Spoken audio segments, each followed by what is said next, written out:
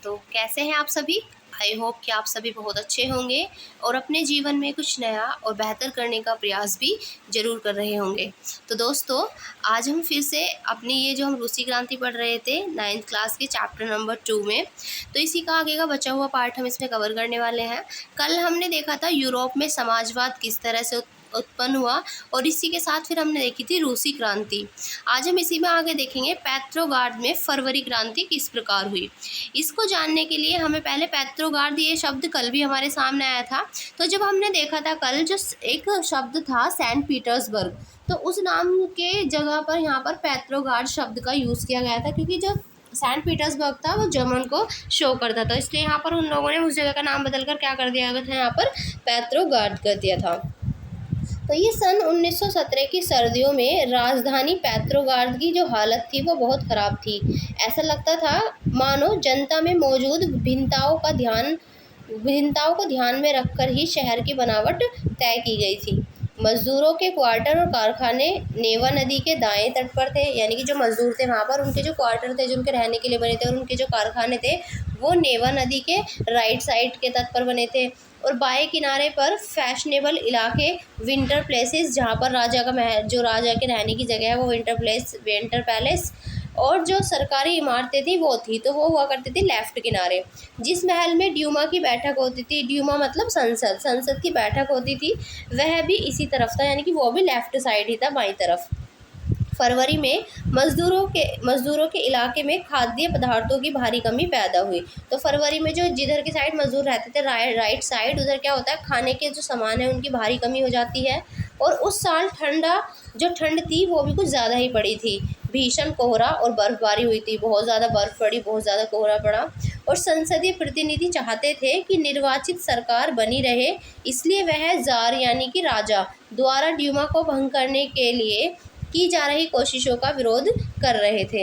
यानी कि जो ड्यूमा को भंग करना चाह रहा था जार, यहाँ पर जो संसदीय प्रतिनिधि थे वो ये चाह रहे थे कि जो निर्वाचित सरकार है वो बची रहे, वो वही काम करती रहे, इसलिए वो जो ड्यूमा भंग करने की बात कर रहे थे यहाँ पर उसका विरोध कर रहे थे यहाँ पर ये प्रतिनिधि। अच्छा, यहाँ पर एक शब्द हम जानते हैं, तालाबंदी क्या होता है। तो तालाबंदी होता है जब फैक्ट्री को स्थायी रूप से बंद करने के लिए मालिक उसके मेन गेट पर, मुख्य फाटक पर ताला लगा देता है, तो इसी को हम कहते हैं तालाबंदी। तो यहाँ पर इनकी कोशिशें लगातार चल रही थी। फिर 22 फरवरी को दाएं तट पर जिधर कौन रहते थे, जिधर मजदूर वर्ग रहता था, तो दाएं तट पर स्थित एक फैक्ट्री में तालाबंदी घोषित कर दी गई। और अगले दिन इस फैक्ट्री के मजदूरों के समर्थन में 50 फैक्ट्रियों के मजदूरों ने भी हड़ताल का ऐलान कर दिया। यानी कि जब इस फैक्ट्री पर यहाँ पर तालाबंदी की गई तो इसी के समर्थन में 50 फैक्ट्रियों के और मजदूरों ने वहाँ पर हड़ताल कर दी। बहुत सारे कारखानों में हड़ताल का नेतृत्व औरतें कर रही थी। इसी दिन को बाद में अंतर्राष्ट्रीय महिला दिवस का नाम दिया गया। तो यहाँ पर जो ये हड़तालें चल रही थी इनमें महिलाएं भी शामिल थे। महिलाएं भी कई हड़तालों का, जो बहुत सारे कारखाने थे उनमें से कई का महिलाएं भी नेतृत्व कर रही थी, और इसी की याद में हम अंतर्राष्ट्रीय महिला दिवस इसी दिन को नाम दिया गया। फिर बाद में आंदोलनकारी जनता बस्ती पार करके राजधानी के बीचों बीच नेवस्की प्रोस्पेक्ट तक आ गई। तो जो जनता थी जो आंदोलन कर रही थी उसने बस्ती पार की, और बस्ती पार करके वो राजधानी के बीचों बीच में आ गई। कहाँ तक आ गई थी, तो नेवस्की प्रोस्पेक्ट तक आ गई थी। इस समय तक कोई राजनीतिक पार्टी आंदोलन को सक्रिय रूप से संगठित और संचालित नहीं कर रही थी। यानी कि इस टाइम तक क्या था, कोई भी ऐसी राजनीतिक पार्टी नहीं थी जो इस आंदोलन को सक्रिय रूप से संगठित और संचालित नहीं कर रही थी। जब फैशनेबल रिहायशी इलाकों और सरकारी इमारतों को मजदूरों ने घेर लिया तो सरकार ने कर्फ्यू लगा दिया। यानी कि जब मजदूरों ने इनको घेर लिया यहाँ पर, तो सरकार ने क्या किया, वहाँ पर कर्फ्यू लगा दिया, और शाम तक प्रदर्शनकारी सब तितर बितर हो गए। और जो भी जो यहाँ पे कर्फ्यू लगा रहे, जिन्होंने कर्फ्यू लगाया, उसके बाद जो भीड़ थी वो तितर बितर हो गई, यानी कि इधर उधर सब चले गए। लेकिन 24 और 25 तारीख को वो फिर से इकट्ठा होने लगे। लेकिन 24-25 तारीख में वो फिर से क्या होने लगे, वो फिर से इकट्ठा होने लगे, और सरकार ने उन पर नज़र रखने के लिए घुड़सवार सैनिक और पुलिस को तैनात कर दिया। तो यहाँ पर घुड़सवार सैनिक और पुलिस को तैनात कर दिया गया गवर्नमेंट के द्वारा। फिर रविवार 25 फरवरी को सरकार ने ड्यूमा को बर्खास्त कर दिया। ड्यूमा यानी कि जो संसद थी। तो 25 फरवरी को यहाँ पे संडे के दिन क्या किया जाता है, सरकार ने ड्यूमा को बर्खास्त कर दिया और सरकार के इस फैसले के खिलाफ जो राजनीतिज्ञ बयान देने लगे, यानी कि जो पॉलिटिशियंस थे वो क्या करने लगे, इसके विरोध में अपने बयान देने लगे। और 26 तारीख को प्रदर्शनकारी बहुत बड़ी संख्या में बाएं तट के इलाके में इकट्ठा हो गए, यानी कि जिधर मजदूर वर्ग रहता था उधर बहुत बड़ी संख्या में यहाँ पर लोग इकट्ठा हो गए। और 27 को उन्होंने पुलिस मुख्यालयों पर हमला करके उन्हें तहस नहस कर दिया। रोटी, तनख्वाह, काम के घंटों में कमी और लोकतांत्रिक अधिकारों के पक्ष में नारे लगाते असंख्य लोगों की जो भीड़ थी वो सड़कों पर जमा हो गई। तो यहाँ पर रोटी उन्हें टाइम से मिले, तनख्वाह अच्छी मिले और काम के घंटे भी कम हो, इस तरह की आज़ादी जो ये चाहते थे, इस तरह की जो इनकी मांग थी, उसके लिए ही इन्होंने यहाँ पर ये इतनी भीड़ यहाँ पर जमा हो गई और इन सब के लिए इन्होंने यहाँ पर नारे भी लगाए। फिर सरकार ने स्थिति पर नियंत्रण कायम करने के लिए एक बार फिर घुड़सवार सैनिकों को यहाँ पर तैयार कर दिया, यानी कि तैनात कर दिया। और जब इन्होंने यहाँ पर इसको तैनात किया घुड़सवार सैनिकों को, लेकिन जो घुड़सवार सैनिकों की टुकड़ियाँ थी इन्होंने प्रदर्शनकारियों पर अब गोली चलाने के लिए मना कर दिया। यहाँ पर क्या होगा, इन्होंने टुकड़ियों को यहाँ पर ये जितने भी लोग प्रदर्शन कर रहे थे उन पर इन्होंने, सरकार ने क्या किया, घुड़सवार सैनिक तैनात कर दिए। लेकिन जो यहाँ पर घुड़सवार सैनिकों की टुकड़ियाँ थी उन्होंने प्रदर्शनकारियों पर गोली चलाने से मना कर दिया। अगर आप यहाँ पे चित्र देख पा रहे हैं तो देखिए, एक बार इस चित्र को देखेंगे। ये चित्र दिखाया गया है ड्यूमा में पेट्रोग्राड सोवियत की बैठक का। तो ड्यूमा संसद, यानी कि उसमें क्या हो रहा है, यहाँ पर सोवियत की बैठक यहाँ पर दिखाई गई है फरवरी 1917 की। तो यहाँ प्रदर्शनकारियों पर गोली चलाने से इन्होंने इनकार कर दिया, जो यहाँ के घुड़सवार सैनिक थे उन्होंने। और गुस्साए सिपाहियों ने एक रेजिमेंट की बैरक में अपने ही एक अफसर पर गोली चला दी, यानी कि जो सिपाही थे वो भी क्या थे, इनसे नाराज़ थे, इन्हें गुस्सा आ रहा था, तो इन्होंने भी क्या किया, अपने ही एक अफसर पर गोली चला दी। और 3 दूसरी रेजिमेंटों ने भी क्या कर दी, यहाँ पर बगावत कर दी और हड़ताली मजदूरों के साथ ये भी आ मिले। उस शाम को सिपाही और मजदूर एक सोवियत या परिषद का गठन करने के लिए उसी इमारत में जमा हुए जहां तक अब ड्यूमा की बैठक हुआ करती थी। यहीं से पेट्रोग्राड सोवियत का जन्म हुआ। यहीं से किसका जन्म होता है, पेट्रोग्राड सोवियत का जन्म होता है, जहां पर ड्यूमा की बैठक होती थी वहीं पर अब इन लोगों ने मिलकर बैठक करी। तो इसमें कौन कौन थे, उसी सिपाही थे और मजदूर थे। इन्होंने एक सोवियत या फिर एक परिषद का यहाँ पर गठन किया। तो सोवियत क्या है, ये रूस के स्थानीय स्वशासी जो संगठन है उनको सोवियत कहा गया। फिर अगले दिन क्या हुआ, अगले दिन एक प्रतिनिधि मंडल जार से मिलने गया, या जार मतलब राजा से मिलने गया, और सैनिक कमांडरों ने उसे सलाह दी कि वह राजगद्दी छोड़ दे। जो सैनिक कमांडर थे उन्होंने जार से कहा कि जार वो गद्दी छोड़ दे, और उसने कमांडरों की बात मान ली और 2 मार्च को जार ने यहाँ पर गद्दी छोड़ दी। सोवियत और ड्यूमा के नेताओं ने देश का शासन चलाने के लिए एक अंतरिम सरकार बना ली और ये तय किया कि रूस के भविष्य के बारे में फैसला लेने की जिम्मेदारी और संविधान सभा को सौंप दी जाए। यानी कि अब जो है यहाँ पर सरकार बना ली गई, सोवियत और ड्यूमा के नेताओं के द्वारा शासन चलाने के लिए एक अंतरिम सरकार बना ली गई। फिर संविधान बनाने का इन्होंने फैसला लिया कि संविधान सभा को इसी संविधान बनाने की जिम्मेदारी दी जाए, और उसका जो चुनाव है वो सार्वभौमिक वयस्क मताधिकार के आधार पर किया जाए। सार्वभौमिक मताधिकार यानी कि सबको वोट डालने का अधिकार के आधार पर किया जाए। और फरवरी 1917 में राजशाही को गद्दी से हटाने वाली क्रांति का झंडा पेट्रोग्राड की जनता के हाथ में था, यानी जो इन्होंने राजशाही को यहाँ से हटा के फेंक दिया। तो ये किसके हाथ में था ये झंडा, ये हुआ करता था पेट्रोग्राड की जनता के हाथ में था ये। अब देखते हैं हम यहाँ पर बॉक्स 1 में बताया गया है फरवरी क्रांति में महिलाएं, कि ये जो फरवरी में क्रांति हुई थी यहाँ पर महिलाओं ने क्या किया था, महिलाओं की स्थिति देखते हैं। तो महिला कामगार अक्सर अपने पुरुष सहकर्मियों को प्रेरित करती थी। लॉरेंज टेलीफोन फैक्ट्री में मार्फा वासिलेवा ने लगभग अकेले ही एक सफल हड़ताल को अंजाम दिया था। उसी दिन सुबह को महिला दिवस समारोह के मौके पर महिला कामगारों ने पुरुष कामगारों को लाल पट्टियां बांधी थी। इसके बाद मिलिंग मशीन ऑपरेटर का काम करने वाली मार्फा वासिलेवा ने काम को रोक दिया और आनन फानन में हड़ताल का आह्वान किया। यानी कि ये लेडी थी जिन्होंने यहाँ पर काम को रोका और आनन फानन में इन्होंने हड़ताल को बुलाया। और काम पर मौजूद जो मजदूर थे उसके समर्थन को पहले ही तैयार थे। फोरमैन ने इस बारे में प्रबंधकों को सूचित कर दिया और उसके लिए पावरोटी भिजवाई। यानी कि जो मार्फातीन के लिए पावरोटी भिजवाई गई। उसने पावरोटी तो ले ली, लेकिन उसने काम पे लौटने से इनकार कर दिया। और जब प्रशासक ने उससे पूछा कि वह काम क्यों नहीं करना चाहती, तो उसने पलटकर ये जवाब दिया कि जब बाकी सारे भूखे हो तो मैं अकेले पेट भरने की नहीं सोच सकती। मार्फा के समर्थन में फैक्ट्री के दूसरे विभाग में काम करने वाली महिलाएं भी इकट्ठी हो गई, और धीरे धीरे बाकी सारी औरतों ने भी काम रोक दिया, और जल्दी ही पुरुषों ने भी औजार ज़मीन पर डाल दिए और पूरा हुजूम सड़क पर निकल आया। तो ये इनकी ताकत आप देख सकते हैं यहाँ पर मार्फा की। तो इन्होंने किस तरह से यहाँ पर अकेले ने ही दमखम दिखाया और इनके साथ पूरा हुजूम सड़क पर निकल आया। अब देखते हैं फरवरी के बाद, यानी कि फरवरी में तो क्रांति हुई, अब इसके बाद देखते हैं क्या हुआ। तो अंतरिम सरकार में सैनिक अधिकारी, क्रांति किस तरह से हुई थी, यहाँ पर जार ने अब अपनी गद्दी छोड़ दी, अंतरिम सरकार का गठन हुआ और यहाँ पर संविधान सभा बनाने की बात की गई। तो फिर फरवरी के बाद क्या होता है, अंतरिम सरकार में सैनिक अधिकारी जो थे भूस्वामी और उद्योगपति, ये प्रभावशाली थे अंतरिम सरकार के अंदर। उनमें उदारवादी और समाजवादी जल्दी से जल्दी निर्वाचित सरकार का गठन चाहते थे। जो उनमें उदारवादी थे और समाजवादी थे वो ये चाहते थे कि जितना जल्दी हो सके यहाँ पर निर्वाचित यानी कि इलेक्टेड गवर्नमेंट बनाई जाए। जनसभा करने और संगठन बनाने पर पाबंदी जो थी वो हटा ली गई, यानी कि अब जनसभाएं की जा सकती हैं और संगठन भी बनाए जा सकते हैं। हालांकि निर्वाचन का तरीका सब जगह एक जैसा नहीं था, लेकिन पेट्रोग्राड सोवियत की तर्ज पर सब जगह सोवियतें बना ली गई, मतलब परिषदें सब जगह बना ली गई थी इसी की तर्ज पर, जिस तरह से ये बनी थी। फिर अप्रैल 1917 में बोल्शेविकों के निर्वासित नेता जो थे व्लादिमीर लेनिन रूस लौट आए। तो ये रूस लौट आते हैं। लेनिन के नेतृत्व में बोल्शेविक ने 1914 से ही युद्ध का विरोध कर रहे थे, यानी कि जो लेनिन था ये 1914 से ही क्या कर रहा था, युद्ध का विरोध कर रहा था। उनका ये कहना था कि अब सोवियतों को सत्ता अपने हाथों में ले लेनी चाहिए। लेनिन का बयान था, इन्होंने बयान दिया था कि यदि युद्ध समाप्त किया जाए, कि ये जो युद्ध है ये समाप्त किया जाए और सारी ज़मीन किसानों के हवाले की जाए और बैंकों का यहाँ पर राष्ट्रीयकरण किया जाए।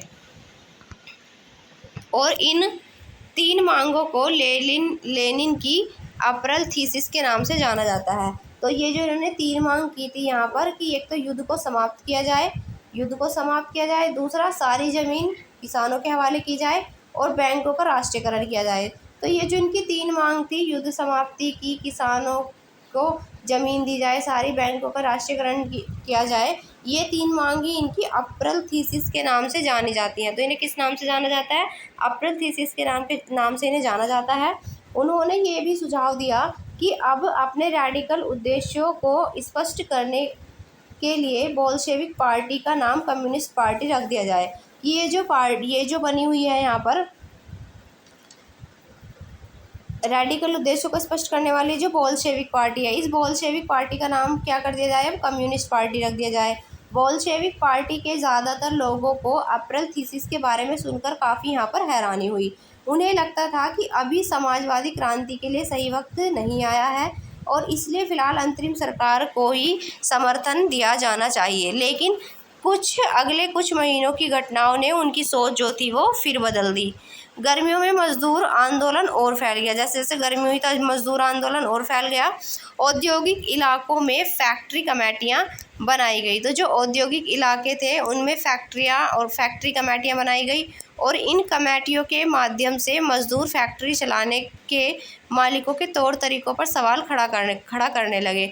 तो यहाँ पर जिस तरह से औद्योगिक फैक्ट्री में कमेटी बनाई गई और इन कमेटियों के माध्यम से मजदूर जो हैं ये फैक्ट्री चलाने के मालिकों के तौर तरीके जो उनके सही नहीं थे उन पर इन्होंने क्या किया, यहाँ पर दबाव डालने की कोशिश करी। एक तरह से इन्होंने चाहा कि जो मालिक इन पर दबाव डालते हैं वो हम संगठन बनाकर इन पर सवाल खड़ा करें, इनसे मांग करें कि ये सही नहीं है।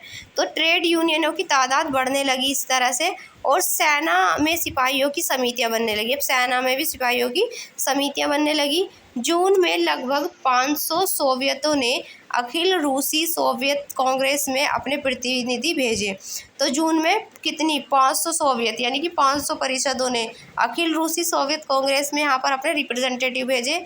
जैसे जैसे अंतरिम सरकार की ताकत कमज़ोर होने लगी, बोल्शेविकों का प्रभाव बढ़ने लगा और सरकार असंतोष को दबाने के लिए सख्त कदम उठाने लगी। तो यहाँ पर सरकार इस असंतोष को दबाने के लिए सख्त कदम उठाना शुरू करती है। सरकार ने फैक्ट्रियाँ चलाने की मज़दूरों द्वारा की जा रही कोशिशों को रोकना और मज़दूरों के नेताओं को गिरफ्तार करना शुरू कर दिया। यानी कि अब नेता यहाँ पर मज़दूरों के गिरफ्तार किए जाने लगे और जो मज़दूर चाहते थे उनको फैक्ट्री चलाने की, जो मज़दूरों की कोशिश की जा रही थी, सरकार ने जो फैक्ट्री चलाने की मज़दूरों की कोशिश थी उसको भी यहाँ पर कम करना शुरू कर दिया, यानी कि उसको रोकना शुरू कर दिया।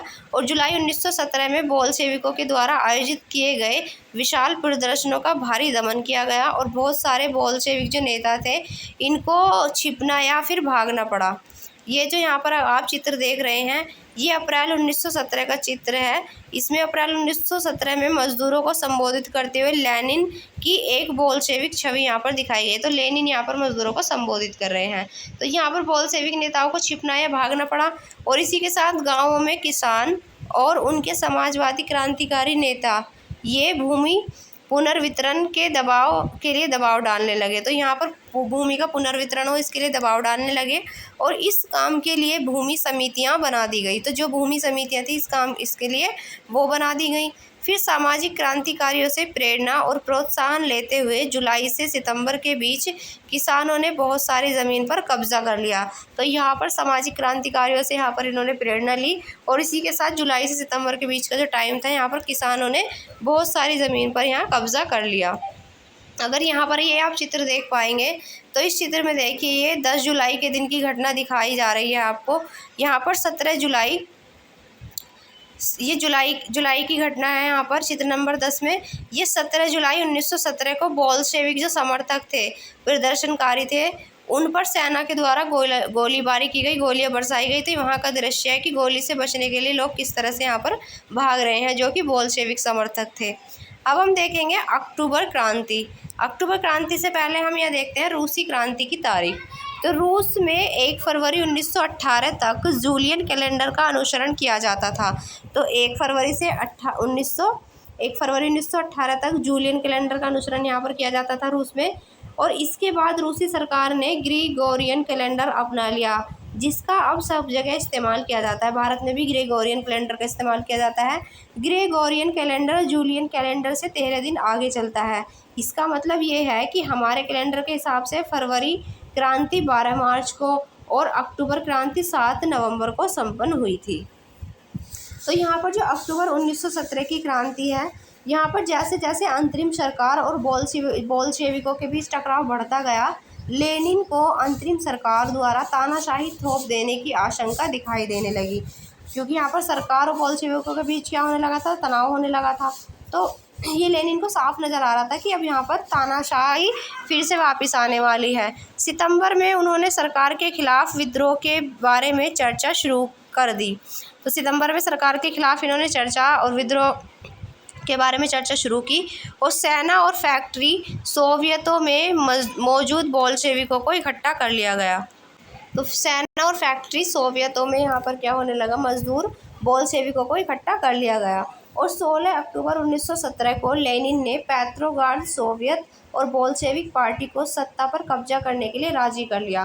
तो यहाँ पर सत्ता पर कब्जा करने के लिए लेनिन ने पेट्रोग्राड सोवियत को और जो बोल्शेविक पार्टी थी इसको सत्ता पर कब्जा करने के लिए यहाँ पर राजी कर लिया। सत्ता पर कब्जा करने के लिए लियोन ट्रोट्स्की के नेतृत्व में सोवियत की ओर से एक सैनिक क्रांतिकारी समिति का गठन किया गया और इस बात का खुलासा नहीं किया गया कि योजना को किस दिन लागू किया जाए। यानी कि यहाँ पर इन्होंने सबको, एक तो बोल्शेविक पार्टी को और जो पेट्रोग्राड सोवियत थी उन सबको कब्जे करने के लिए राजी कर लिया। फिर लियोन ट्रोट्स्की के नेतृत्व में यहाँ पर सोवियत की ओर से एक सैनिक क्रांतिकारी समिति का गठन किया गया और ये नहीं बताया गया कि इस योजना को किस दिन लागू किया जाएगा। तो यहाँ पर इनकी प्लानिंग चल रही थी। फिर 24 अक्टूबर को विद्रोह शुरू हो गया और संकट की आशंका को देखते हुए प्रधानमंत्री केरेंस्की सैनिक टुकड़ियों को इकट्ठा करने शहर के बाहर चले गए और तड़के ही सरकार के वफादार सैनिकों ने 2 बोल्शेविक अखबारों के दफ्तरों को घेर डाला। तो यहाँ पर इनके जो अखबार के दफ्तर थे उनको घेर लिया गया और जो टेलीफोन थे, यहाँ पर टेलीफोन और टेलीग्राफ जो दफ्तर थे इन पर भी नियंत्रण प्राप्त करने और विंटर पैलेस की रक्षा करने के लिए सैनिक सरकार समर्थक सैनिकों को रवाना कर दिया। तो जो रक्षा करने के लिए इनकी क्या किया, सरकार जो समर्थक थे सैनिक उनको रवाना कर दिया गया। और पलक झपकते ही क्रांतिकारी समिति ने भी अपने समर्थकों को आदेश दे दिया कि सरकारी कार्यालयों पर कब्जा कर ले और मंत्रियों को गिरफ्तार कर ले। उसी दिन अरोरा नामक युद्धपोत ने विंटर पैलेस पर बमबारी शुरू कर दी। तो कौन सा युद्धपोत था? औरोरा नामक युद्धपोत ने विंटर पैलेस पर, जहाँ राजा रहता था, उस पर बमबारी शुरू कर दी। और अन्य युद्धपोतों ने नेवा के रास्ते से आगे बढ़ते हुए विभिन्न सैनिक ठिकानों को अपने नियंत्रण में ले लिया। शाम ढलते ढलते पूरा शहर क्रांतिकारी समिति के नियंत्रण में आ चुका था और मंत्रियों ने आत्मसमर्पण कर दिया था। पेट्रोग्रादो में अखिल रूसी सोवियत कांग्रेस की बैठक हुई जिसमें बहुमत से बोल्शेविकों की कार्यवाही का समर्थन किया गया। तो यानी कि इन्होंने, अब जो भी यहाँ पर बोल्शेविक थे इकट्ठे हुए थे एक साथ, इनके नियंत्रण में सब कुछ आ चुका था। पेट्रोग्रादो में जो अखिल सोवियत कांग्रेस थी इसकी बैठक होती है जिसमें बोल्शेविकों की कार्यवाही का समर्थन किया जाता है और सभी मंत्री ये इनके नियंत्रण में लिए जा चुके थे और बमबारी की गई थी औरोरा नामक युद्धपोत से विंटर पैलेस पर। जो अन्य शहर थे उनमें भी बगावत शुरू होने लगी थी और दोनों तरफ से जमकर गोलीबारी हुई और ख़ास तौर से मॉस्को में। लेनिन दिसंबर तक मॉस्को पेट्रोग्रादो इलाके पर बोल्शेविकों का नियंत्रण स्थापित हो चुका था। तो यहाँ पर इनका नियंत्रण स्थापित हो चुका था दिसंबर तक। अगर आप यहाँ पर कुछ मेन डेट देखना चाहें तो ये देखिए, यहाँ पर सबसे पहले 1850 से 1880 में रूस में समाजवाद पर बहस चलती है कि रूस में समाजवाद की स्थापना की जाए। फिर 1898 में Russian social democratic workers party की स्थापना होती है 1898 में। फिर 1905 में हमने देखा था खूनी रविवार और 1905 की क्रांति होती है 1905 में। फिर 1917 में 2 मार्च को जार द्वारा पद त्याग दिया गया, यानी कि उन्होंने गद्दी छोड़ दी थी 2 मार्च को राजा ने। और 24 अक्टूबर को पेट्रोग्राद में बोल्शेविक जो विद्रोह है वो होता है। फिर हमने देखा 1918 से 1920 तक यहाँ पर गृह युद्ध चलेगा और 1919 में कॉमिन्टर्न्स का गठन होगा यहाँ पर और 1929 में यहाँ पर सामूहिकीकरण की शुरुआत। तो अभी कुछ चीज़ें देखनी बाकी है, अभी हम देखते हैं। ये जो कॉमिन्टर्न है ये क्या है? तो कॉमिन्टर्न जो है ये कम्युनिस्ट पार्टियों की अंतर्राष्ट्रीय संस्था है। यह कम्युनिस्ट इंटरनेशनल का संक्षिप्त रूप है। तो जो कम्युनिस्ट इंटरनेशनल है यानी कि कम्युनिस्ट पार्टी की अंतर्राष्ट्रीय संस्था है, इसको शॉर्ट में कहा जाता है कॉमिन्टर्स। ठीक है। अभी ये जो चित्र दिखाया गया है ये पेट्रोग्रादो में लेनिन दिखाया गया है बाएं और दूसरी ओर दिखाया गया है ट्रोट्स्की। तो ट्रोट्स्की दाएं मजदूरों के साथ है। तो एक तरफ दिखाए गए हैं यहाँ पर ये है लेनिन और ये जो है ये लेनिन है और ये जो दूसरे वाले दिखाए गए हैं ये लेनिन हुए और ये दूसरे वाले हैं ट्रोट्स्की, ये दिखाए गए हैं लेनिन में, पेट्रोग्रादो में लेनिन मजदूरों के साथ। अब देखते हैं अक्टूबर के बाद क्या बदला, यानी कि जब अक्टूबर की क्रांति हुई तो उसके बाद फिर क्या बदलाव आया ये हम देखेंगे। तो बोल्शेविक निजी संपत्ति की व्यवस्था के पूरी तरह से खिलाफ थे। जो बोल्शेविक थे वो जो निजी संपत्ति रखते थे लोग अपनी, उसके खिलाफ थे कि प्राइवेट जो प्रॉपर्टी है वो नहीं होनी चाहिए। ज़्यादातर उद्योगों और बैंकों का नवंबर 1917 में ही राष्ट्रीयकरण किया जा चुका था और उनका स्वामित्व और प्रबंधन जो था वो सरकार के नियंत्रण में आ चुका था। जमीन को सामाजिक संपत्ति घोषित कर दिया गया कि ज़मीन जो है वो सामाजिक संपत्ति है, उस पर सबका अधिकार है। किसानों को सामंतों की ज़मीनों पर कब्जा करने की खुली छूट दे दी गई कि इस पर किसानों का अधिकार ही होगा, सामंतों की जो ज़मीन है, क्योंकि मेन रूप से किसान ही ज़मीन के लिए बने हैं। तो किसानों को सामंतों की ज़मीनों पर कब्जा करने की खुली छूट दे दी गई। और शहरों में बोल्शेविकों ने मकान मालिकों के लिए पर्याप्त हिस्सा छोड़कर उनके बड़े मकानों में छोटे छोटे हिस्से कर दिए ताकि बेघर या ज़रूरतमंद लोगों को भी रहने की जगह दी जा सके। तो यहाँ पर इसमें क्या हुआ, शहरों में बोल्शेविकों ने जो मकान मालिक थे उनके लिए जो हिस्सा जितना पर्याप्त था वो छोड़ा, बाकी जो इनके पास घर नहीं थे छोटे छोटे हिस्से कर दिए और उनको रहने की जगह दे दी। उन्होंने अभिजातीय वर्ग द्वारा पुरानी पदवियों के इस्तेमाल पर रोक लगा दी और परिवर्तन को स्पष्ट रूप से सामने लाने के लिए सेना और जो सरकारी अफसर थे उनकी वर्दियां बदल दी गई। इसके लिए 1918 में एक परिधान प्रतियोगिता आयोजित की गई जिसमें सोवियत टोपी, जिसको बुदियोनोवा योनोवका का चुनाव किया गया। तो यहाँ पर सोवियत टोपी का चुनाव किया गया। ये आप देख सकते हैं यहाँ पर ये जो चित्र दिखाया गया है यही है सोवियत टोपी, जिसका नाम है बुदियोनोवा। ये पहने हुआ एक सिपाही दिखाया गया है। ये रहा, ये है एक टोपी, सोवियत टोपी। ठीक है, इसी के साथ अगर हम देखें तो यहाँ पर इसके टोपी का चुनाव कर लिया गया। फिर इसके बाद बोल्शेविक पार्टी का नाम यहाँ पर बदल दिया गया और बोल्शेविक पार्टी का नाम बदलकर रूसी कम्युनिस्ट पार्टी यानी कि बोल्शेविक रख दिया गया। नवंबर 1917 में बोल्शेविकों ने संविधान सभा के लिए चुनाव कराए, लेकिन इन चुनावों में उन्हें बहुमत नहीं मिला। यहाँ पर चुनाव तो हुए लेकिन वो जो बोल्शेविक थे उनको यहाँ पर बहुमत नहीं मिल पाया। और जनवरी 1918 में असेंबली ने बोल्शेविकों के प्रस्तावों को खारिज कर दिया और लेनिन ने असेंबली को बर्खास्त कर दिया। उनका मत था कि अनिश्चित परिस्थितियों में चुनी गई असेंबली के मुकाबले अखिल रूसी सोवियत कांग्रेस कहीं ज़्यादा लोकतांत्रिक संस्था है। और मार्च 1918 में अन्य राजनीतिक सहयोगियों की असहमति के बावजूद बोल्शेविकों ने ब्रेस्ट लिटोवस्क में जर्मनी के साथ संधि कर ली। तो 1918 में जो अन्य राजनीतिक सहयोगियों की असहमति थी इसमें, लेकिन इसके बावजूद भी जो बोल्शेविक थे, बोल्शेविकों ने यहाँ पर ब्रेस्ट लिटोवस्क के साथ जर्मनी की संधि यहाँ पर कर ली। आने वाले सालों में बोल्शेविक पार्टी अखिल रूसी सोवियत कांग्रेस के लिए होने वाले चुनावों में हिस्सा लेने वाली एकमात्र पार्टी रह गई और अखिल रूसी सोवियत कांग्रेस को अब देश की संसद का दर्जा दे दिया गया। तो अब इसको देश की संसद का दर्जा यहाँ पर दे दिया गया और एक रूसी दलीय राजनीतिक व्यवस्था वाला देश बन गया। तो रूस क्या बना, एक दलीय, यानी कि बस यहाँ पर केवल एक ही दल होता है। अब इसका देश बन गया रूस। और ट्रेड यूनियनों पर पार्टी का नियंत्रण रहता था। जितनी भी ट्रेड यूनियन थी उन पर किसका नियंत्रण रहता था, पार्टी का नियंत्रण रहता था। गुप्तचर पुलिस, जिसे पहले चेका और बाद में ओजीपीयू तथा एनकेवीडी का नाम दिया गया था, बोल्शेविकों की आलोचना करने वालों को दंडित करती थी। ये जो बोल्शेविकों की आलोचना करती थी उसको यहाँ दंड देती थी। ये बहुत सारे युवा लेखकों और कलाकारों को भी पार्टी की तरफ आकर्षित हुए और कलाकार भी पार्टी की तरफ यहाँ पर क्या होते हैं, मतलब जो भी लेखक थे, कलाकार थे, वो भी पार्टी की तरफ आकर्षित हुए क्योंकि वह समाजवाद और परिवर्तन के प्रति समर्पित थी। क्योंकि भाई ये जो पार्टी थी ये किसके प्रति समर्पित थी, समाजवाद को बढ़ावा देते थे और परिवर्तन भी समाज में ज़रूरी है। फिर अक्टूबर 1917 के बाद ऐसे कलाकारों और लेखकों ने कला और वास्तुशिल्प के क्षेत्र में नए प्रयोग शुरू किए, लेकिन पार्टी द्वारा थोपी गई सेंसरशिप के कारण बहुत सारे लोगों का पार्टी से मोह भंग होने लगा। क्योंकि इसने यहाँ पर सेंसरशिप लगा दी थी तो इस वजह से बहुत सारे लोगों ने इसका क्या किया, इसका साथ देना छोड़ दिया। यहाँ पर इसका पार्टी के प्रति उनका मोह जो था वो भंग हो गया।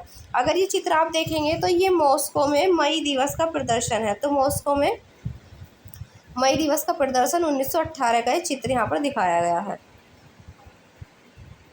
अब देखते हैं यहाँ पर अक्टूबर क्रांति और रूसी ग्रामीण इलाके दो दृष्टि से किस तरह से यहाँ पर दो दृष्टि दिखाई गई है। अक्टूबर क्रांति उसी से लेकर जो रूसी ग्रामीण इलाके हैं वहाँ पर लोगों के किस तरह से दृष्टिकोण थे अलग अलग। तो यहाँ पर 25 अक्टूबर 1905 को हुई क्रांति की उथल पुथल की खबर अगले ही दिन गाँव में पहुँच गई। लोगों ने खूब खुशियाँ मनाई। किसानों के लिए इसका मतलब था कि मुफ्त ज़मीन और युद्ध का खात्मा। जिस दिन खबर मिली उसी दिन ज़मींदार की हवेली लूट ली गई। यानी कि जिस दिन ये खबर मिली कि अब ज़मीन पर किसका अधिकार होगा, किसानों का अधिकार होगा, उसी दिन क्या हुआ, ज़मींदारों की हवेली लूट ली गई, उसके खेत कब्जे में ले लिए गए और उसके विशालकाय बाग के पेड़ जो थे उनको काटकर सारी लकड़ी किसानों के बीच बांट दी गई, उसकी सारी इमारतें तोड़ दी गई, उसकी ज़मीनें किसानों के बीच बांट दी गई और जो एक नई सोवियत ज़िंदगी जीने को यहाँ पर अब तैयार थे। ये Fedor Belov the history of a Soviet collective farm से लिया गया है। अब दूसरा दृष्टिकोण देखते हैं तो यहाँ पर बताया गया है, एक जमींदार परिवार के सदस्य ने अपने रिश्तेदार को भेजे खत में लिखा कि उसके परिवार की जागीर के साथ क्या हुआ। तो तख्ता पलट बिना किसी परेशानी के खामोशी से और शांतिपूर्वक हो गया। शुरुआती दिन बर्दाश्त के बाहर थे। मिखाइलोविच जागीर का जो मालिक था उसको कहा जाता था मिखाइलोविच। ये शांत था, लड़कियां भी। इसमें कोई शक नहीं कि चेयरमैन का व्यवहार सही है, बल्कि वह बड़ी विनम्रता से बात करता है। हमारे पास 2 गाय 2 घोड़े छोड़ दिए गए। नौकर बार बार उन्हें यही कहते थे कि हमारी फिक्र न करें, उन्हें जीने दो। उनकी सुरक्षा और संपत्ति का जिम्मा हमारे ऊपर है, हम उनसे मानवता भरा व्यवहार ही करेंगे।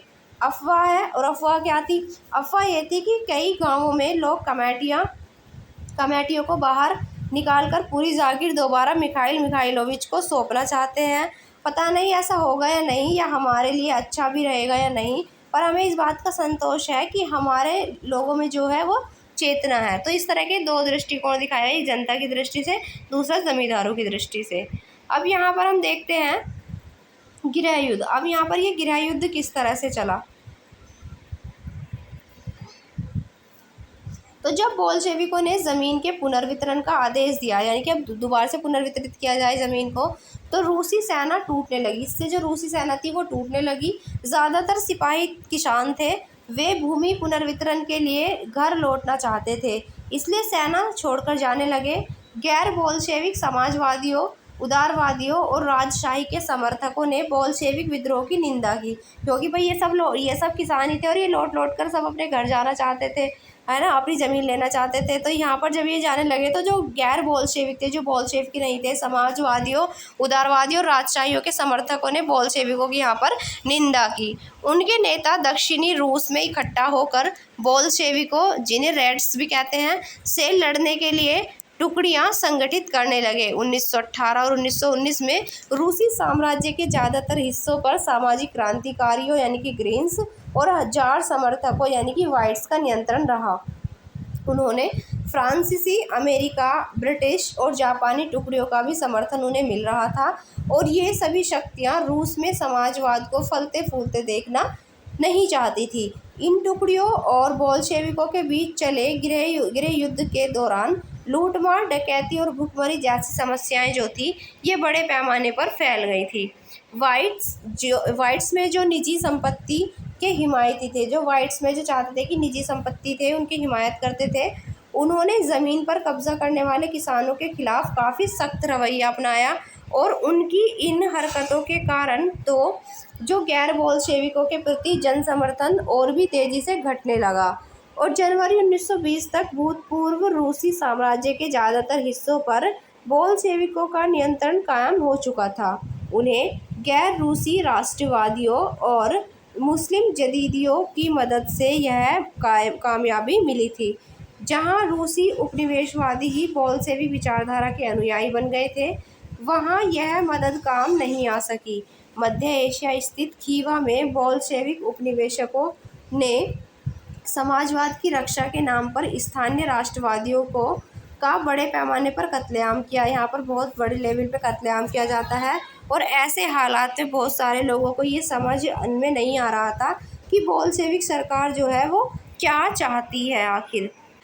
फिर आंशिक रूप से इसी समस्या से निपटने के लिए ज़्यादातर जो गैर रूसी राष्ट्रीयताओं को सोवियत संघ यानी कि USSR के नाम से जिसे हम जानते हैं, दिसंबर 1922 में रूसी साम्राज्य में से बोल्शेविकों द्वारा स्थापित किया गया, और राज्य के अंतर्गत राजनीतिक स्वायत्ता दे दी गई, यानी कि राज्य के अंदर अब राजनीति की स्वायत्ता दे दी गई, यानी कि अपनी मर्जी से अब ये चला सकते हैं राज्य।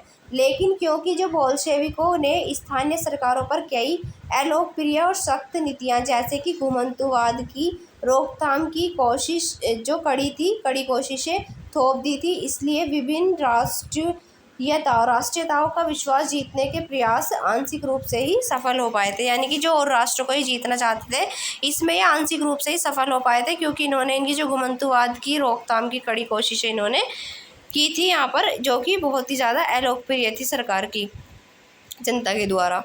अब हम देखेंगे यहाँ पर समाजवादी समाज का निर्माण किस तरह से होता है। तो समाजवादी समाज का निर्माण, हम कहाँ पर आ गए हैं ये, अच्छा चलिए, तो समाजवादी समाज का निर्माण किस तरह से होता है देखते हैं। तो गृह युद्ध के दौरान बोल्शेविकों ने उद्योगों और बैंकों के राष्ट्रीयकरण को जारी रखा। उन्होंने किसानों को उस ज़मीन पर खेती करने की छूट दे दी जिसका समाजीकरण किया जा चुका था। जब्त किए गए खेतों का इस्तेमाल बोल्शेविक यह दिखाने के लिए करते थे कि सामूहिकता क्या होती है, यानी कि जो उन्होंने जब्त की थी मिलकर ज़मीनें, उसको दिखाने का मतलब ये था, उनका उद्देश्य ये था कि सामूहिकता क्या होती थी, वो ये दिखाना चाहते थे। शासन के लिए केंद्रीकृत नियोजन की व्यवस्था लागू की गई। अफसर इस बात का हिसाब लगाते थे कि अर्थव्यवस्था किस तरह से काम कर सकती है। इस आधार पर वे 5 साल के लिए लक्ष्य तय कर देते थे और इसी आधार पर उन्होंने पंचवर्षीय योजना बनानी शुरू कर दी थी। यानी कि 5 वर्षीय की योजना बनानी इन्होंने शुरू कर दी। 5 साल के लिए योजना बन जाएंगी आने वाले 5 साल के लिए। पहली 2 योजनाओं 1927 से 32 और दूसरी 1933 से 1938 के दौरान औद्योगिक विकास को बढ़ावा देने के लिए सरकार ने सभी तरह की कीमतें स्थिर कर दी। यानी कि जो शुरू की 2 योजनाएं आई, 2 प्लानिंग जो आई थी, प्लानिंग कमीशन 5 ईयर प्लान जो आया था ये, इसमें इन्होंने यहाँ पर सरकार ने सभी तरह की कीमतें स्थिर कर दी और केंद्रीकृत नियोजन से आर्थिक विकास को काफ़ी गति मिली। औद्योगिक उत्पादन बढ़ने लगा और 1929 से 1933 के बीच तेल, कोयले और स्टील के उत्पादन में 100% यानी कि 100% की वृद्धि हुई। नए नए औद्योगिक शहर अस्तित्व में आए, यानी कि जो नए नए शहर थे वो अस्तित्व में आते हैं, मगर तेज निर्माण कार्यों के दबाव में कार्य स्थितियाँ खराब होने लगी। क्योंकि यहाँ पर क्या होता है, तेज निर्माण होता है, जल्दी जल्दी काम किया जाता है, तो यहाँ पर जो स्थितियाँ थी, कार्य स्थितियाँ, वो खराब होने लगी और मैग्नीस्टोगोर्स्क शहर में एक स्टील संयंत्र का निर्माण कार्य 3 साल के भीतर पूरा कर लिया गया। इस दौरान मजदूरों को बड़ी सख्त ज़िंदगी गुजारनी पड़ी, जिसका नतीजा ये हुआ कि पहले ही साल में 550 बार काम रुका।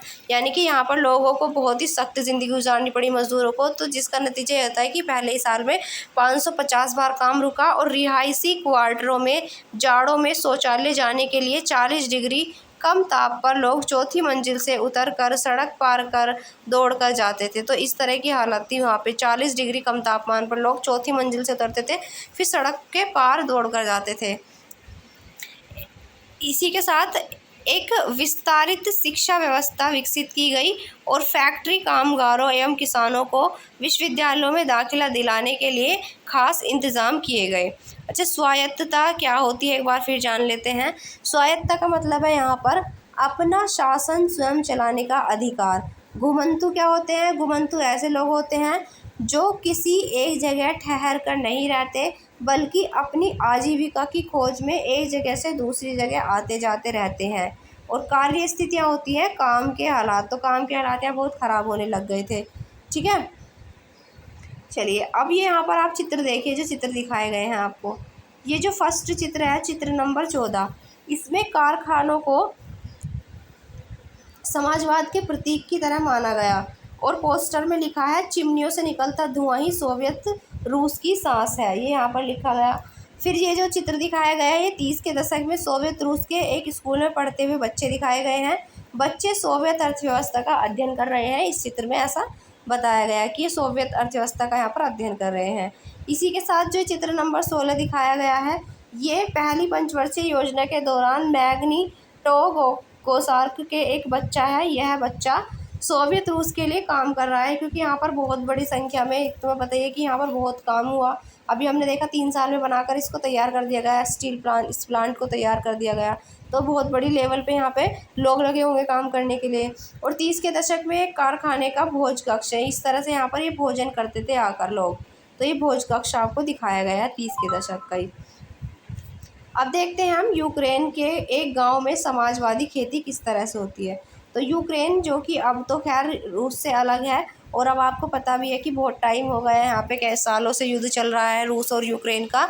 लेकिन यहाँ पर जो ये यूक्रेन का एक गांव है, उस टाइम पर जब ये एक साथ थे, तो वहाँ पर समाजवादी खेती दिखाई गई है। तो 2 कब्जा किए गए खेतों को लेकर एक कम्यून बनाया गया। कम्यून में कुल 13 परिवार और 70 लोग थे। खेतों से हासिल किए गए कृषि उपकरणों को कम्यून के हवाले कर दिया गया। सभी सदस्य सामूहिक भोजनालय में खाना खाते थे।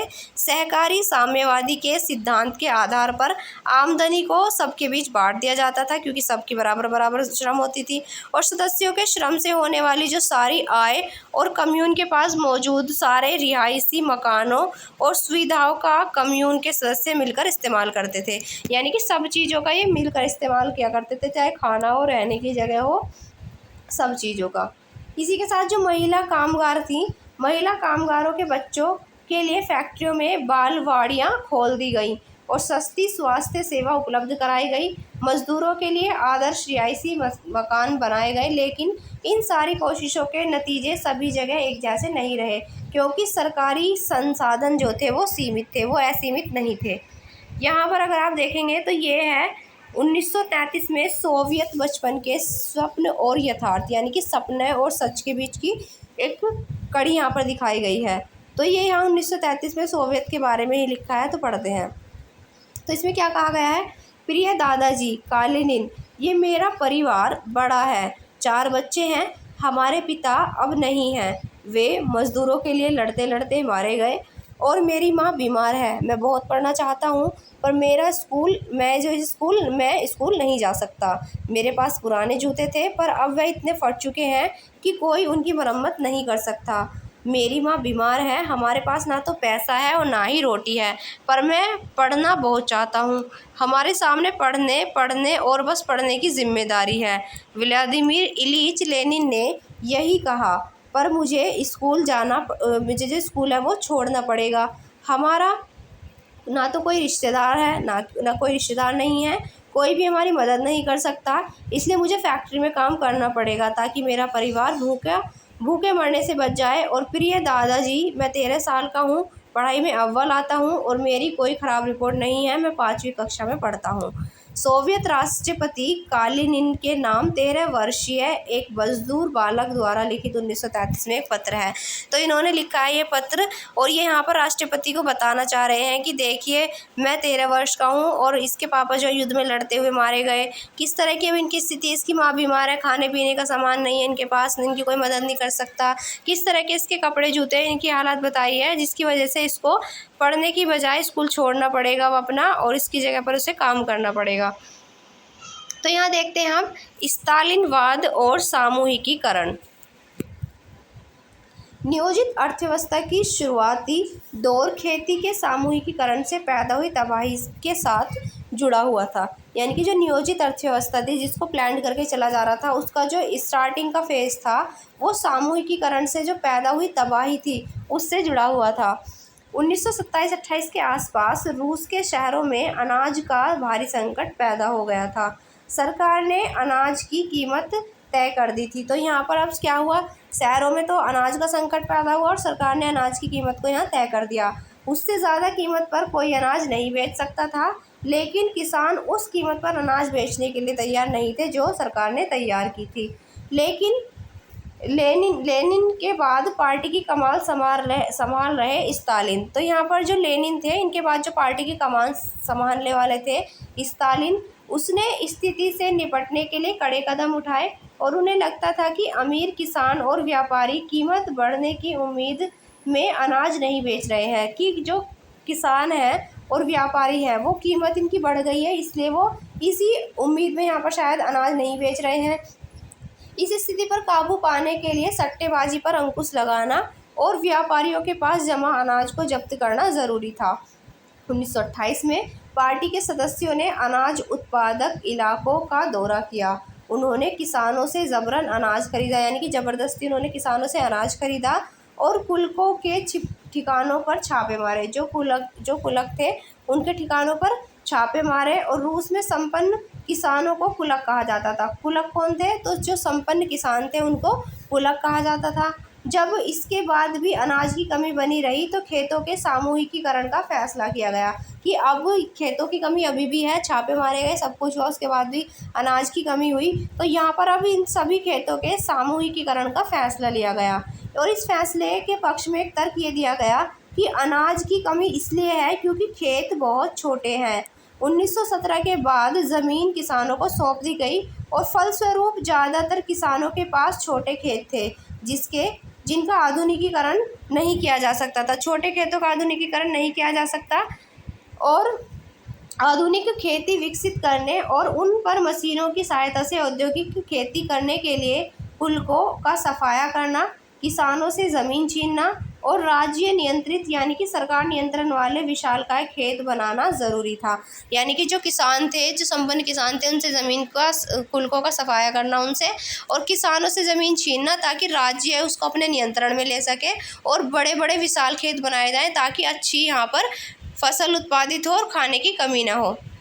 इसी के बाद स्टालिन का सामूहिकीकरण कार्यक्रम शुरू होता है। तो स्टालिन यहाँ पर इसके बाद अपना सामूहिकीकरण कार्यक्रम को शुरू करते हैं और 1929 से पार्टी ने सभी किसानों को सामूहिक खेतों कोल खोज कहते हैं जिसको, इसमें काम करने का आदेश जारी कर दिया। ज़्यादातर ज़मीन और साजो सामान सामूहिक खेतों के स्वामित्व में सौंप दिए गए। सभी किसान सामूहिक खेतों पर काम करते थे। जो सभी किसान थे वो क्या करते थे, सामूहिक खेतों पर काम करते थे और कोल खोज के मुनाफों को सभी किसानों के बीच बांट दिया जाता था। यानी कि सब मिलकर खेतों में सब काम करते थे एक साथ और जो भी मुनाफे थे उनको सबके बीच बांट दिया जाता था। इस फैसले से गुस्साए किसानों ने सरकार का विरोध किया और वे अपने जानवरों को ख़त्म करने लगे। तो यहाँ पर किसान इससे गुस्सा हो गए और गुस्सा होकर उन्होंने क्या करना शुरू कर दिया, अपने ही जानवरों को मारना इन्होंने शुरू कर दिया। 1929 से 31 के बीच मवेशियों की संख्या में 1/3 कमी आ गई, क्योंकि इन्होंने बाहरी लेवल पर अपने जानवरों को मारा किसानों ने, तो फिर यहाँ पर मवेशियों की जो जनसंख्या थी उसमें 1/3 की कमी आ गई और सामूहिकीकरण का विरोध करने वालों को सख्त सजा दी जाती थी। तो जो सामूहिकीकरण का विरोध करते थे उनको यहाँ पर दंड दिया जाता था, सख्त सजा दी जाती थी। बहुत सारे लोगों को निर्वासन या देश निकाला दे दिया गया, यानी कि बहुत सारे लोगों को देश से निकाल दिया गया। और सामूहिकीकरण का विरोध करने वाले किसानों का यह कहना था कि वे न तो अमीर हैं और न ही समाजवाद के विरोधी। तो जो सामूहिकीकरण का विरोध करने वाले किसान थे वो ये कहते थे कि ना तो वो अमीर हैं और ना ही वो समाजवाद के विरोधी हैं, वे बस विभिन्न कारणों से सामूहिक खेती पर काम नहीं करना चाहते। स्टालिन सरकार ने सीमित स्तर पर स्वतंत्र किसानी की जो व्यवस्था भी जारी रहने दी, लेकिन ऐसे किसानों को कोई खास मदद नहीं दी जाती थी। तो यहाँ पर अगर आप देखेंगे ये जो चित्र दिखाया गया है ये सामूहिकीकरण के दौर का एक पोस्टर यहाँ पर दिखाया गया है और इसमें लिखा हुआ है कि हम खेती में कमी लाने वाले कुलक पर वार करेंगे। तो यानी कि ये कहा गया है कि खेती में जो कमी आ रही है वो कुलकों की वजह से आ रही है और इन पर यहाँ पर वार किया गया है स्टालिन के द्वारा, जो कि इस चित्र के माध्यम से दिखाया गया है। यहाँ पर अगर आप देखेंगे तो यहाँ पर फिर यहाँ पर इन्होंने इसका विरोध किया। हालांकि वो सामूहिक खेती का विरोध किस वजह से कर रहे थे इन्होंने ये बताया। तो यहाँ पर सामूहिकीकरण के बावजूद उत्पादन में नाटकीय वृद्धि नहीं हुई, बल्कि 1930 से 33 की खराब फसल के बाद तो सोवियत का जो इतिहास था वो सबसे बड़ा अकाल पड़ा। यानी कि 1930 से 33 के बीच जो फसल खराब हुई सोवियत इतिहास का ये सबसे बड़ा अकाल पड़ा था, जिसमें 40 लाख से ज़्यादा लोग मारे गए। यानी कि ये जो सामूहिकीकरण की नीति अपनाई गई थी और उससे नुकसान ही हुआ। पार्टी में से बहुत सारे लोग नियोजित अर्थव्यवस्था के अंतर्गत औद्योगिक उत्पादन में पैदा हो रहे भ्रम और सामूहिकीकरण के परिणामों की आलोचना करने लगे थे। स्टालिन और उनके सहयोगियों ने जो स्टालिन था और उसके सहयोगी थे उनके सहयोगियों ने ऐसे आलोचकों पर समाजवाद के खिलाफ साजिश रचने का आरोप लगाया और देश भर में बहुत सारे लोगों पर इसी तरह के आरोप लगाए गए और 1939 तक आते आते 20 लाख से ज़्यादा लोगों को या तो जेलों में या फिर श्रम शिविरों में भेज दिया गया। ज़्यादातर लोगों ने ऐसा कोई अपराध नहीं किया था, लेकिन उनकी सुनने वाला यहाँ पर कोई था ही नहीं कि उन्होंने कोई अपराध नहीं किया फिर भी उन्हें दंड दिया जा रहा है, फिर भी उनकी यहाँ पर सुनने वाला कोई नहीं था। बहुत सारे लोगों को यातनाएं दे देकर उनसे इस आशय के बयान लिखवा लिए गए कि उन्होंने समाजवाद के विरुद्ध साजिश में हिस्सा लिया है और इसी आधार पर उन्हें मार दिया गया और इनमें से कई प्रतिभावान पेशेवर लोग भी थे। तो यहाँ पर इतनी बुरी दुर्दशा की गई थी इन लोगों के साथ। यहाँ पर अगर आप देखेंगे तो ये एक ऐसे किसान के द्वारा लिखा गया पत्र है जो सामूहिक खेती में काम नहीं करना चाहता था। तो उसने यहाँ पर खत में क्या लिखा तो ये बताते हैं। इन्होंने इस खत में लिखा किसान ने कि मैं स्वाभाविक रूप से खेती करने वाला किसान हूँ। मेरा जन्म 1879 में हुआ था। मेरे परिवार में 6 सदस्य हैं। मेरी पत्नी की पैदाइश 1871 की है। मेरा 16 साल का बेटा और 2 बेटियाँ 19 साल की हैं। तीनों बच्चे स्कूल जाते हैं। मेरी बहन 71 साल की है और 1932 से मेरे ऊपर इतने सारे भारी कर थोप दिए गए हैं कि उन्हें चुकाना असंभव है। 1935 में तो स्थानीय अफसरों ने कर और भी बढ़ा दिए और मैं इतने कर चुका नहीं पाया और मेरी सारी संपत्ति कुर्क कर ली गई। मेरा मेरा घोड़ा, गाय, बछड़ा, भेड़, मेमने और सारे औजार, फर्नीचर और घर की मरम्मत के लिए यहाँ पर रखी लकड़ी सब कुछ कुर्क कर डाला। यानी कि कुछ नहीं छोड़ा, यहाँ पर उन्होंने सब कुछ कुर्क कर डाला किसानों का। और 1936 में मेरी 2 इमारतें बेच दी। कोल खोज ने ही उन्हें खरीद लिया और 1937 में मेरी दोनों झोपड़ियों में से एक बेच दी गई और दूसरी को जब्त कर लिया गया। तो ये यहाँ किसान की हालत है जो कि सामूहिकीकरण की खेती का यहाँ पर विरोध कर रहा था। तो सामूहिकीकरण के विरोध और सरकार की प्रतिक्रिया का सरकारी विवरण अब हम देख लेते हैं कि यहाँ पर जो विरोध कर रहे थे सामूहिकीकरण का विरोध, और सरकार की प्रतिक्रिया का यहाँ पर सरकारी विवरण क्या कहता है। तो यहाँ पर तो सरकार ने ज़बरदस्ती लिया होगा। अब देखते हैं, इसमें कहा गया कि इस साल फरवरी के दूसरे पखवाड़े से यूक्रेन के विभिन्न क्षेत्रों में किसान ने बड़े पैमाने पर विद्रोह किए हैं। यह स्थिति सामूहिकीकरण के क्रियान्वयन के दौरान पार्टी के निचले कार्यकर्ताओं के द्वारा पार्टी लाइन को ठीक से लागू न किए जाने और गर्मियों में होने वाली कटाई की तैयारियों का परिणाम है। बहुत थोड़े से समय में उपरोक्त क्षेत्रों में चल रही गतिविधियां आसपास के इलाकों में फैल गई और सबसे आक्रामक विद्रोह सीमावर्ती इलाकों में हुए। तो ऐसा कहना था इनका। और विद्रोही किसानों का ज़्यादा जोर इस बात पर है कि सामूहिकीकरण के कारण उनसे छीन लिया गया अनाज, मवेशी और औजार उन्हें लौटा दिए जाएं। 1 फरवरी से 15 मार्च के बीच 25,000 गिरफ्तारियां हो चुकी हैं। 656 को मृत्युदंड दिया गया, 3,673 को श्रम शिविरों में बंद कर दिया गया और 5,580 को देश निकाला दे दिया गया, यानी कि देश से निकाल दिया गया। तो ये यहाँ पर ये यूक्रेन के जो पुलिस थी, प्रशासन के प्रमुख KM कॉल्स्टन द्वारा कम्युनिस्ट पार्टी की केंद्रीय समिति को भेजी गई रिपोर्ट ये दिखाई गई है यहाँ पर। अगर आप ये चित्र देख रहे होंगे तो यहाँ दिखाई दे रहा है ये विशाल सामूहिक फर्मों में काम करने के लिए जुटी किसान औरतें यहाँ पर दिखाई गई हैं। अब हम देखते हैं रूसी क्रांति और सोवियत संघ का वैश्विक प्रभाव क्या रहा। तो रूसी क्रांति किस तरह से हुई और सोवियत संघ का वैश्विक प्रभाव जो है वो किस तरह का रहा।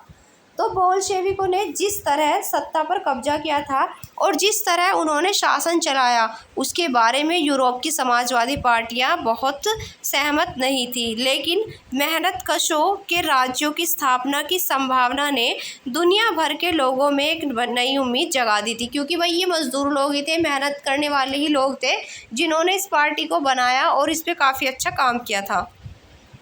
तो ये यहाँ दुनिया भर के लोगों के लिए इस एक क्या थी, नई उम्मीद इसने जगा दी थी। बहुत सारे देशों में कम्युनिस्ट पार्टियों का गठन किया गया, जैसे कि इंग्लैंड में communist party of great Britain की स्थापना की गई।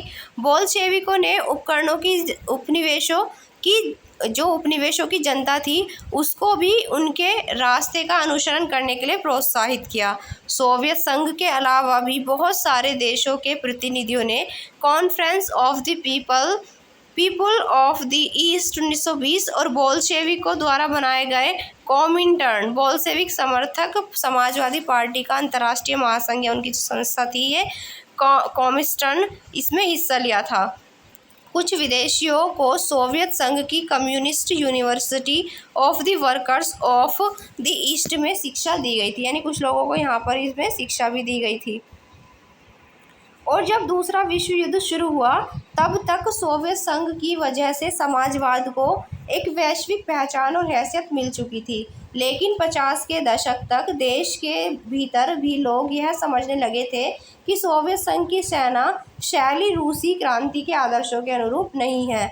विश्व समाजवादी आंदोलन में भी इस बात को मान लिया गया था कि सोवियत संघ में सब कुछ ठीक ठाक नहीं चल रहा है और एक पिछड़ा हुआ देश महाशक्ति बन चुका था, यानी कि जो एक पिछड़ा हुआ देश था अब वो एक महाशक्ति बन चुका था।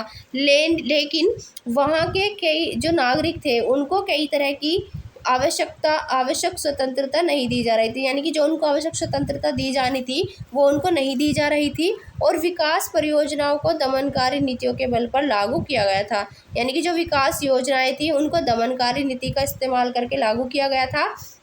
और 20वीं सदी के अंत तक एक समाजवादी देश के रूप में अंतर्राष्ट्रीय स्तर पर सोवियत संघ की प्रतिष्ठा काफ़ी कम रह गई थी। हालांकि वहाँ के लोग अभी भी समाजवाद के आदर्श का सम्मान करते थे, लेकिन सभी देशों में समाजवाद के बारे में विविध प्रकार से व्यापक पुनर्विचार किया गया, यानी कि अलग अलग तरीक़ों से सबने समाजवाद पर अपने विचार प्रस्तुत किए और अलग तरीके से यहाँ पर सोचा। तो यहाँ पर ये अगर आप देखेंगे तो ये चित्र दिखाए गए हैं, उस टाइम पर अखबार में जो निकलते थे। तो ये इंडो सोवियत जर्नल का लेनिन विशेषांक है। दूसरे विश्व युद्ध के दौरान भारतीय कम्युनिस्टों ने सोवियत संघ के लिए जनमत निर्माण किया था। अब यहाँ पर हम देखेंगे ये जो बॉक्स 5 दिखाया गया है, इसमें क्या बताया गया है। तो इसमें देखते हैं हम, देखिए रूसी क्रांति से प्रेरित होने वाले बहुत सारे भारतीय भी थे। जो रूसी क्रांति हुई थी, इससे प्रेरित बहुत सारे भारतीय भी हुए थे। तो उनमें से कई ने कम्युनिस्ट विश्वविद्यालय में शिक्षा प्राप्त की। 1920 के दशक में भारत में भी कम्युनिस्ट पार्टी का गठन कर लिया गया और इस पार्टी के सदस्य सोवियत कम्युनिस्ट पार्टी के संपर्क में रहते थे। कई महत्वपूर्ण भारतीय राजनीतिक एवं सांस्कृतिक व्यक्तियों ने सोवियत प्रयोग में दिलचस्पी ली और वहाँ का दौरा किया। रूस जाने वाले भारतीयों में जवाहरलाल नेहरू, रविंद्रनाथ टैगोर भी थे, जिन्होंने सोवियत समाज के बारे में लिखा भी। और लेकिन जो भारतीय लेखन था, भारतीय लेखन में सोवियत रूस की अलग अलग छवियां दिखाई देती थी। हिंदी में आर.एस. अवस्थी ने 1920-21 में Russian revolution, Lenin, his life and his thoughts और द रेड रिवॉल्यूशन नामक किताबें लिखी। उनके अलावा एस.डी. विद्यालंकार ने द रिबर्थ ऑफ रशिया तथा the Soviet state of Russia नामक पुस्तकें लिखी। इन विषयों पर बंगाली, मराठी, मलयालम, तमिल और तेलुगु में भी बहुत कुछ लिखा गया। तो यहाँ पर अलग अलग भाषाओं में भी इनके बारे में लिखा गया। एक स्रोत यहाँ पर दिखाया गया है, देखिए ये सोवियत रूस में एक भारतीय है। तो सोवियत रूस में एक भारतीय के क्या विचार हैं, यहाँ पर 1920 के वो दिखाए गए हैं। तो यहाँ पर अपनी ज़िंदगी में पहली बार हम लोग यूरोपियों को एशियाइयों के साथ मुक्त भाव से मिलते बतियाते देख रहे थे। जब हमने रूसियों को देश के बाकी लोगों के साथ सहज भाव से घुलते मिलते देखा तो हमें यकीन हो गया कि हम सच्ची समानता की दुनिया में आ चुके हैं या आ पहुँचे हैं। हमें स्वतंत्रता सही मायनों में साकार होती दिखाई दे रही थी। प्रतिक्रांतिकारियों और साम्राज्यवादियों की हरकतों से पैदा हुई गरीबी के बावजूद लोग बाग पहले से ज़्यादा खुश संतुष्ट दिखाई दे रहे थे। क्रांति ने उनमें आत्मविश्वास और निडरता भर दी थी। 50 अलग अलग राष्ट्रीयताओं के लोगों के बीच मानवता का असली भाईचारा यही साकार होने वाला है। जाति या धर्म की कोई सीमा उन्हें एक दूसरे के साथ घुलने मिलने से नहीं रोक सकती। हर जीव को एक कुशल वक्ता बना दिया गया और आप वहाँ मजदूरों, किसानों और सिपाहियों सभी को पेशेवर वक्ता की तरह बहस करते हुए देख सकते हैं, यानी कि हर कोई वहाँ पर एक तरह से वक्ता बन गया। इतने अच्छे से वहाँ पर लोग रहने लगे। प्रतिक्रांतिकारी क्या होता है, जो क्रांति के विरोधी होते हैं उन्हें प्रतिक्रांतिकारी कहा जाता है। यहाँ पर अगर आप देखेंगे तो ये रूस में रविंद्रनाथ टैगोर 1930 में इन्होंने क्या कहा देखते हैं। तो रूस से यहाँ पर रविंद्रनाथ टैगोर, मॉस्को बाकी जो मॉस्को था, जो आज के टाइम में रूस की कैपिटल भी है, तो मॉस्को जो था ये बाकी यूरोपीय राजधानियों के मुकाबले कम साफ सुथरा दिखाई देता है। सड़क पर भागम भाग में लगा कोई व्यक्ति बहुत स्मार्ट नहीं लगता। सारी जगह मजदूरों की है। यहाँ आम जनता रईसों के साए में किसी तरह दबती दिखाई नहीं देती। जो लोग सदियों से नेपथ्य में छुपे हुए थे आज सामने खड़े हुए हैं। यानी कि यहाँ की जो आम जनता है वो ऐसा नहीं कि जो रईसों के साए में किसी तरह से दबती हो, ना वहाँ की जनता नहीं दबती, वो उनके सामने इधर से उधर अपना जो भी उनका काम है वो करते हैं, सामने आ खड़े होते हैं। मैं अपने देश के किसानों और मजदूरों के बारे में सोचने लगा, यानी कि भारत के बारे में। मेरे सामने जो कुछ था उसे देखकर ही लगता था कि अब यह अरेबियन नाइट्स के किसी जिन्न की करामात है। यहाँ महज एक दशक पहले ये भी हमारे लोगों जितने ही अनपढ़, लाचार और भूखे थे। ये देखकर मेरे जैसे अभागे हिंदुस्तानी से ज़्यादा अचंभा और भला किसको होगा कि इन लोगों ने इतने थोड़े से सालों में अज्ञानता और बेसहारेपन के पहाड़ को उतार फेंका। तो ये यहाँ पर कहा गया रविंद्रनाथ टैगोर जी के द्वारा। तो यहाँ पर ये चैप्टर हमारा फिनिश हो जाता है। और अगर आपको इस चैप्टर में कोई भी दिक्कत हो, कुछ चीज़ समझ नहीं आई हो, तो आप कमेंट में पूछ सकते हैं। फिर मिलेंगे एक नई वीडियो के साथ, तब तक के लिए जय हिंद जय भारत।